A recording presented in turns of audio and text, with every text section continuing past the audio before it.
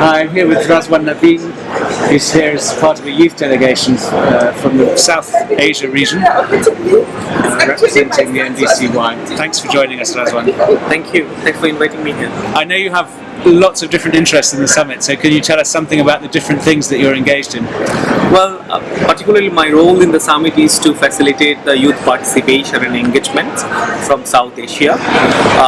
UNNDCY is a formal partner for WHS Secretariat to bring young people voice and represent them in the World Humanitarian Summit process. So my role is facilitating that. So initial interest is definitely like the issues around young people and on young people. So that's why I was following like different commitments which is actually related with young people. And also we have one special session to engage in transforming humanitarian action to young people. So I'm particularly looking for that session, how different organizations are actually committing to engage young people, because if you look into the recent disaster response or humanitarian crises, young people, they are the people from the community. So they are doing their own actions for their own people. They are not waiting for any organizations, any bodies to go and support them. So that's why it's really important for us as an organization who we work in those contexts to engage people, especially young people who are already taking action. So this is one of the key area for me, and plus I'm also interested to see like how different organization or actor actually committing to bring community voice, because people-centric approach is one of the key thing for overall WHS Summit. So to make our approach people-centric, we have to have community voice and their participation and their choice in our action. So I'm also looking forward to that.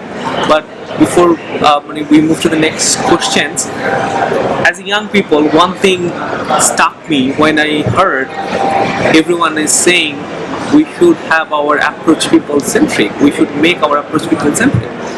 Then I was a bit surprised as a young delegate, because why we are saying or asking or demanding for people-centric approach after having a decade of experience to work on the humanitarian services, because humanitarian services, it's all about people and it should be people-centric from the very beginning. So when we have this kind of dilemma, sometimes I feel I'm lost, but sometimes I see that there is a good progress we made. So I'm looking forward to the issues I already mentioned, to see how it's come up in the summits and how we follow up later on. Thank you. There is a commitment to leave no one behind. Do you think that young people have been left behind, or do you think that young people are sufficiently included? No, I don't think young people leave behind, because the way regional consultations, the way different activity consultations recognize the role of young people in the humanitarian services, it's actually help us to get our own space in the summits. So also everyone support us to be here. That's good. To work with them. But I think what thing we need to consider is how we actually follow up this momentum we created through the summits, because it's not only about the summits or discussing with the young people, how we are engaging them afterwards, following our commitments. So this is something I think will help us to see whether we are leaving young people behind or not. What will you take back with you to Bangladesh when you return? What will be your biggest I think one of the takeaway from here for me, and not only for me but also all the young people, is to find the area and space where we can also work together with actor, where we can bring our contribution in the mainstream humanitarian system, so that together with everyone we can add values, we can help people. There's been a lot of talk of coordination. Do you think that young people and communities they represent are sufficiently coordinated as part of humanitarian action, or is there more to be done there?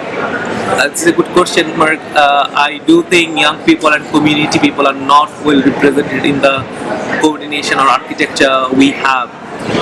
Especially I can tell you from my experience with Bangladesh, humanitarian architecture is not equipped enough to engage young people and also connect community people in the decision making. Sometimes we, through some methods or tools, we say yes, community voice are reflected, but unfortunately the way we do it, it's not enough. It cannot be an example for preparing engagements with young people and community. So I think this is a really high time for us, following the discussion dialogue we have, to explore proper way to engage young people and the community into the humanitarian architecture. So that's why we are asking organization working in the Asian region to actually enable and designate dedicated person in the humanitarian team or youth team to actually engage youth-led humanitarian intervention to bring those actions in the mainstream humanitarian action. So we are asking for organizations to be ready to work with young people, because it's required special set of skills if you want to work with young people. So we are looking forward that, and hopefully following the summits we will have some good examples for everyone to follow or take some learning from that. Excellent. You have a very inspiring story, so thank you for sharing it with us. Thank you. I'm looking forward to actually to have some concrete actions in the ground following the summit, because if you don't take action, the summit doesn't actually bring any substantial results. So looking forward to that. Yeah, but I'm hopeful that with somebody like you taking action, that something else will grow from that. So thank you. All right.